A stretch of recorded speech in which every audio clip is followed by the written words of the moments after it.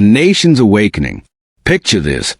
A small West African nation, long overshadowed by poverty and terror, steps onto the global stage with a roar that echoes across continents. Burkina Faso, a landlocked country in the heart of the Sahel, is no longer begging for scraps from foreign powers. Under the fiery leadership of Captain Ibrahim Traoré, a young army officer with a vision as bold as it is revolutionary, Burkina Faso is rewriting its story. This isn't just about building tanks or drones. It's about a nation reclaiming its dignity, sovereignty, and future. It's about a people who decided that silence is betrayal, obedience is suicide, and surrender is no longer an option. In a world where African nations have often been seen as pawns in a global game, Burkina Faso is flipping the script. They are not just asking for help. They are building it themselves. From armored vehicles designed for the scorching Sahel to drones that soar over their own skies, this is a story of a nation daring to stand tall. It's a tale of resilience, pride, and a billion-dollar dream to create a made-in-Faso defense industry that could change Africa forever. Buckle up, because this is a story that's as inspiring as it is game-changing. The old story, a cycle of dependency. To understand the magnitude of Burkina Faso's transformation, we need to rewind. For decades, Burkina Faso, like many African nations, was trapped in a cycle of dependency. The Sahel region, where Burkina Faso sits, has been plagued by terrorism, violent extremist groups attacking villages, shutting down schools, and sowing fear. For any government, job number one is keeping its people safe.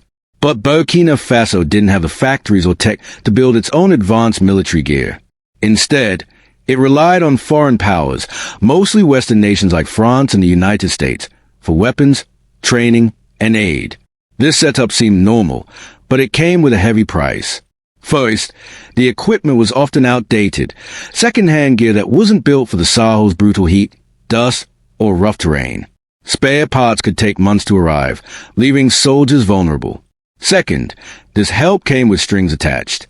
Foreign powers could influence Burkina Faso's politics, economics, and foreign relations, making true independence a pipe dream.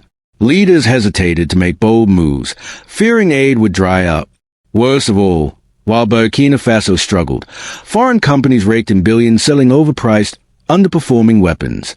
The people felt trapped, paying a fortune for security that never fully arrived. The spark? Captain Ibrahim Traoré's vision. Enter Captain Ibrahim Traoré, a young military officer who'd seen the front lines up close. He wasn't a politician spouting empty promises. He was a soldier who'd felt the frustration of fighting with inadequate tools. When he rose to power, he brought a message that hit like a thunderbolt.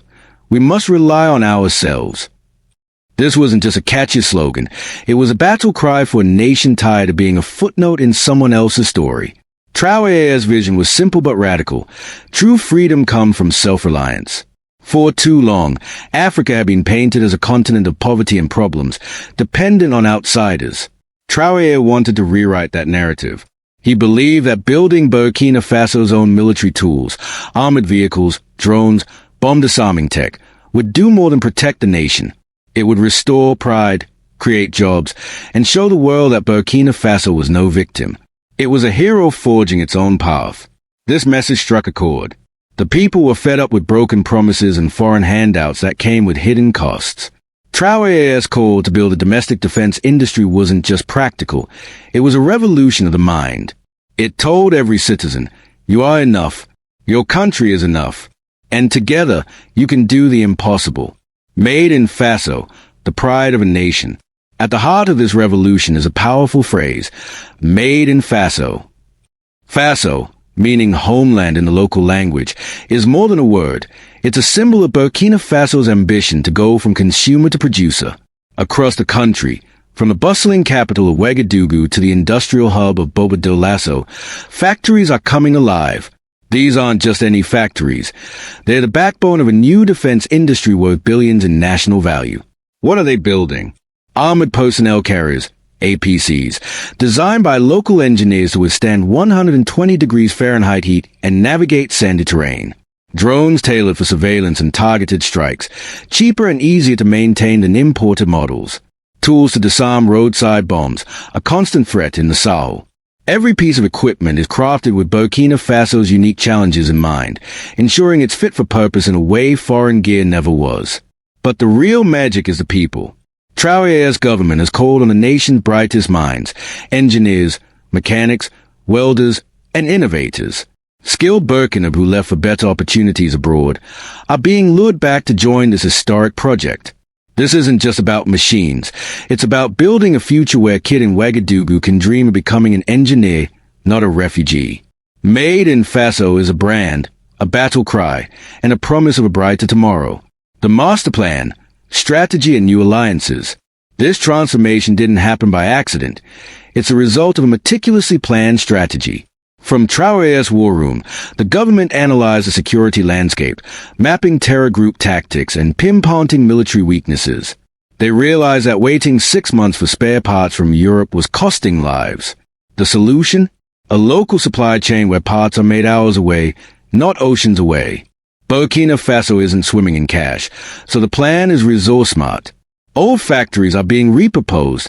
A tool-making plant might now churn out armor plates by day and farm equipment by night.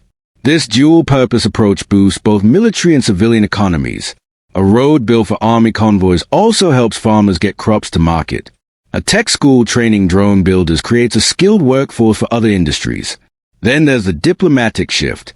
For decades, Burkina Faso leaned on Western allies.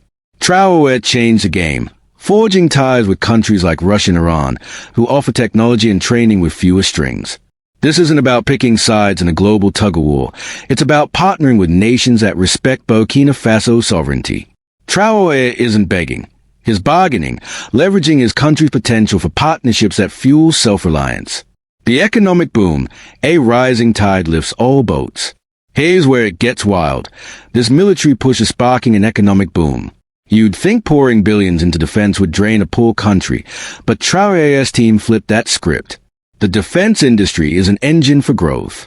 Building an armored car locally creates jobs for factory workers, engineers, and drivers. Those factories need steel and rubber, boosting local suppliers. Workers spend their salaries on food and goods, supporting farmers and shopkeepers. It's a chain reaction of prosperity. This billion-dollar backbone is lifting entire communities. Factories work double shifts, producing military gear by day and civilian tools by night. Roads built for tanks double as trade routes. Tech schools churn out skilled workers who could spark a tech revolution. For years, Burkina Faso's brightest minds left for Europe or America. Now, they are coming home, drawn by the chance to build something epic.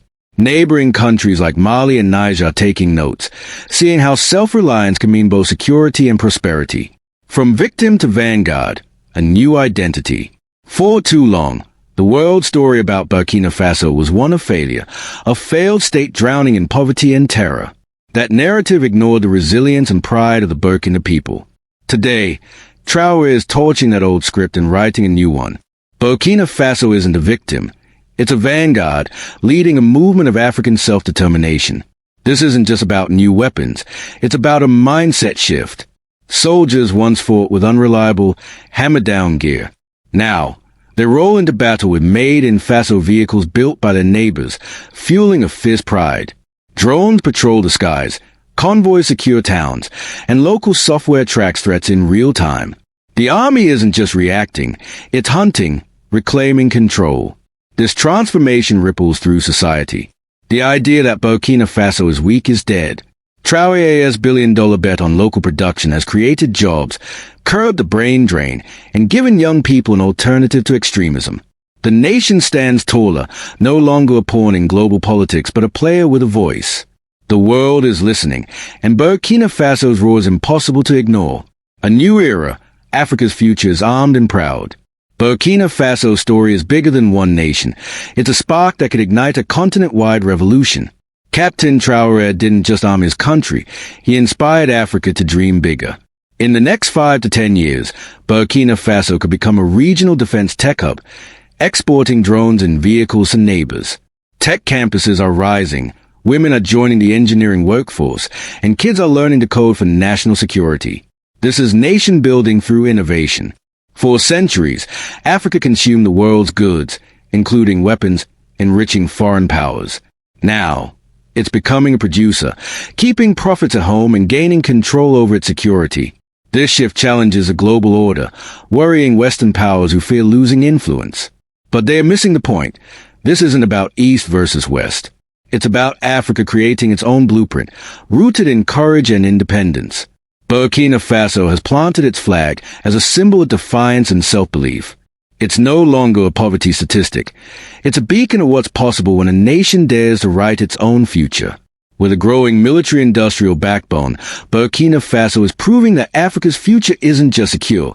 It's proudly, powerfully, unapologetically African.